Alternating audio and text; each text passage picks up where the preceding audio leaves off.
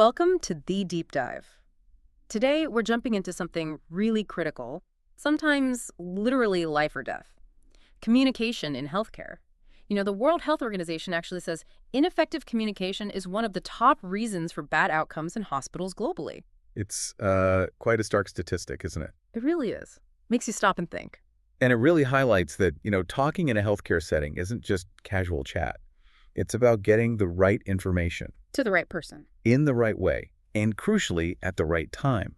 That precision is everything. Exactly. It's not just what you say, but how the whole process works. And that's where these communication models we're discussing today come in. They're basically structured frameworks designed to guide these, vital interactions, making sure every word counts, especially when things are complex or high pressure. Right.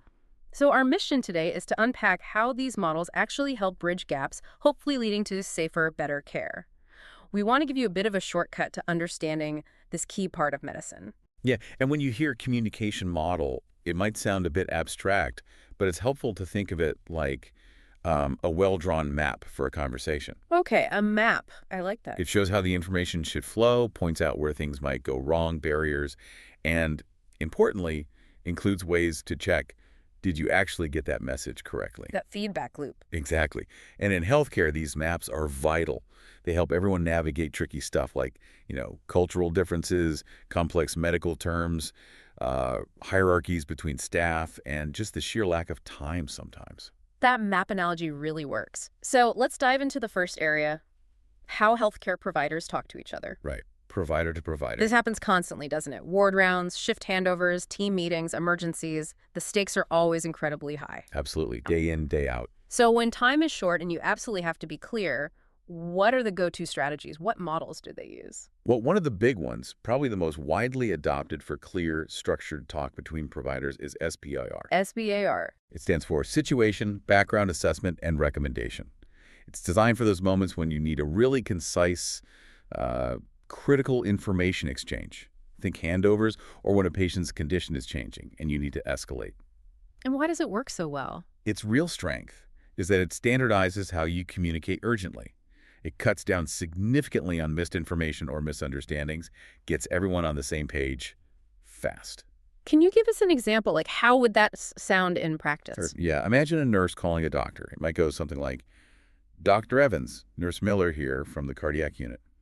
The situation is Mr. Jones in room 302. His heart rate jumped to 140. Okay. B. His background is he had bypass surgery 2 days ago, was stable until now. My assessment is he might be going into atrial fibrillation.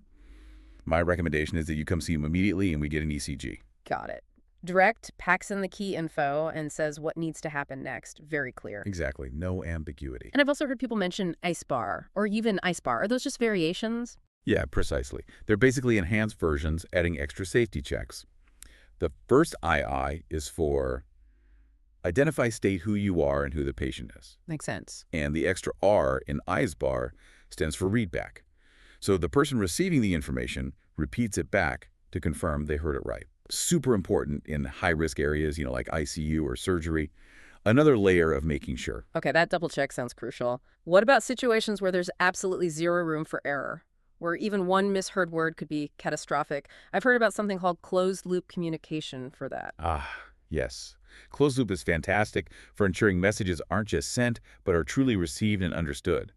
It forces the receiver to repeat the instruction back. How so? It confirms they've heard it and processed it correctly. Sounds simple, but it dramatically cuts down on errors, especially when it's noisy or stressful, like you said. Assumptions are dangerous then. So in surgery, for instance. Perfect example. A surgeon might say scalpel. The nurse repeats scalpel while handing it over. The surgeon might confirm with, thank you. That little loop confirms the right request was heard and the right action was taken. It's a constant verification for every key step. It's interesting. Before digging into this, I might have thought good communication in healthcare was mostly about just being clear.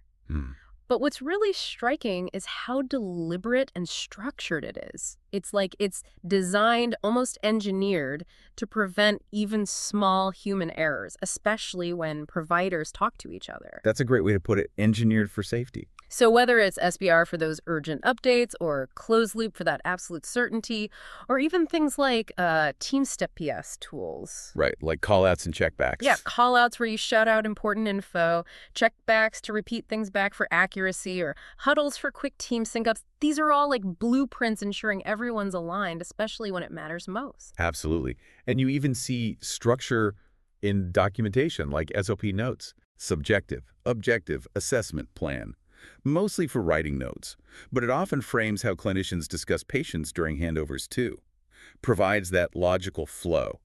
These aren't just theories, they're the practical tools of teamwork and safety. That's a perfect transition, actually, because now let's shift focus to how providers talk with patients and their families. Okay, the provider to recipient side. Yeah. This feels different. It's not just about clinical precision, right? It's about building trust, making sure people stick to their treatment, improving outcomes. How do these models help when you're talking to someone who isn't a medical expert and making sure they feel heard? That's a huge part of it. And one really comprehensive model for this kind of interaction is the Calgary-Cambridge Guide. Calgary, Cambridge. All right. It's more than just a checklist. It's really about weaving together the clinical tasks with strong interpersonal skills, making the patient feel like a partner from the start. So how does it break down? Well, it outlines distinct stages. You start by, initiating the session-building rapport, figuring out the agenda together, then gathering information, not just medical history, but their concerns, their context, then maybe the physical exam. Mm-hmm. Then, crucially, explanation and planning. This is where shared decision-making should happen. And finally, closing the session, summarizing, checking. They've understood everything. It guides the whole encounter, ensuring both the medical and human aspects are covered. That sounds really thorough. But what about those incredibly difficult conversations? Delivering bad news? That must require a special kind of structure. Absolutely. And for that, the SPIKES protocol is invaluable. It provides a sensitive step-by-step approach. Spikes, what does that stand for? Let's see. S is for setting, finding a private, comfortable space.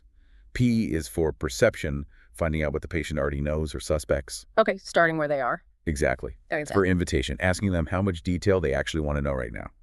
K is for knowledge, giving the information clearly, directly, but gently, avoiding jargon. E is for empathy, acknowledging and responding to their emotions. This is huge. And finally, S is for summary and strategy, outlining what happens next, the plan, the support available. It guides you through a potentially devastating moment with structure and compassion. Wow, that sounds like an essential tool for clinicians. What about more routine things, like just making sure a patient understands how to take their meds? For that, the teach-back method is brilliant in its simplicity. Teach back. Yeah. The whole point is to check understanding by asking the patient to explain back, in their own words, what you just told them. Oh, I like that. So a nurse might say something like, "We've gone over quite a bit just to make sure I did a good job explaining. Can you tell me how you're going to take this new medication when you get home?" And if they can explain it back. Then you know the message landed. If not, you explain again, maybe differently. It puts the responsibility on the explanation, not the patient's understanding. It's not a test for them. It's a check on clarity. That's a great technique.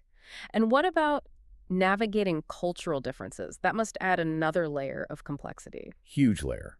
And that's where models like LEARN come in. It's specifically designed for cross-cultural communication. Learn. Stands for listen to the patient's perspective of the problem. Explain your own perspective. Acknowledge the differences and similarities between your views. Recommend a course of action. And then negotiate a plan that's mutually agreeable. So it's really about finding common ground respectfully. Precisely. It helps uncover beliefs or concerns that might impact care but wouldn't come up otherwise. It's about building that bridge of understanding, essential for providing care that's not just effective but also respectful.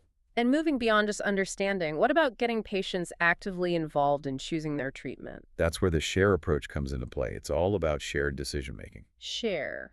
Let me guess the steps. Probably. It guides providers to seek the patient's participation actively, help them explore and compare the options available, assess their values and preferences, what matters most to them, reach a decision together, and then evaluate that decision later on. So it really shifts the dynamic. Completely. Right. From doctor knows best to a true partnership, empowering patients in their own care journey. Okay, so we've covered a lot of really effective models, but let's be real, communication isn't always smooth sailing, even with these frameworks. What are the typical roadblocks they're trying to help overcome? Oh, there are many.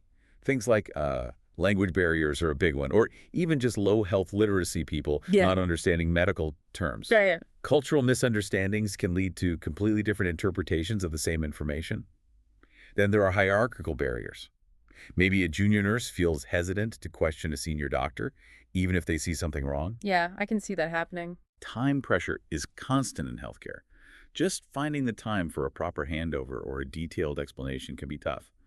And even physical things, the noise in an ER, wearing masks that muffle sound and hide facial expressions, being in isolation rooms, all these things get in the way. So these models are essentially trying to provide a reliable structure despite all that chaos. Exactly. They provide a dependable way to communicate clearly and safely, even when the conditions aren't perfect. So given all those challenges, how do healthcare organizations actually get these models working effectively on the ground? What are the best practices? Well, it definitely starts with good training and simulation. You can't just hand people an acronym. They need to practice using SBAR or spikes in realistic scenarios, maybe in workshops. Makes sense. Practice makes perfect. Then it needs to be embedded in policy. Hmm. Make structured communication the standard operating procedure, not just a suggestion. Auditing and feedback are also key. Regularly reviewing handovers, maybe recording and critiquing mock patient interactions, helps identify where things are working and where they need improvement. It creates accountability. And I imagine training staff in cultural competence is vital too, given what you said about the LEARN model. Absolutely essential. Equipping staff to navigate diverse cultural perspectives respectfully is fundamental. And finally, technology can really help support all this. Like how? Secure messaging apps, templates built into electronic health records that prompt for SBR information, telehealth platforms designed with clear communication tools. Tech can reinforce these structured approaches and make them easier to use consistently. Wow. Okay, this has been quite the deep dive. It's just so incredibly clear that communication in healthcare isn't some kind of soft skill. Not at all. It's a core safety measure, a Like- fundamental part of the treatment itself, really. Precisely. Whether it's that nurse handing over care, or the surgical team working together seamlessly, or a doctor carefully explaining a diagnosis. These structured models bring clarity, they bring accuracy, and hopefully empathy too, They're designed to catch those potential misunderstandings before they can cause harm. turning potential errors into safe outcomes. That's the goal. And when healthcare facilities really embed these ways of communicating into their daily work, the impact seems huge. Fewer errors, better teamwork, and care that truly centers on the patient. It really is about making every single interaction count. It shows how being really intentional and structured about how we talk can, quite literally, save lives. Definitely. So maybe a final thought for everyone listening. Yep, perhaps consider how these principles we've talked about, structured communication, clear roles, feedback loops, might apply outside of healthcare. Think about important conversations in your own life or work. How often do we just assume understanding or skip that crucial step of checking back? It's interesting how much clarity we might overlook when the stakes aren't perceived as being quite so high. Something to mull over.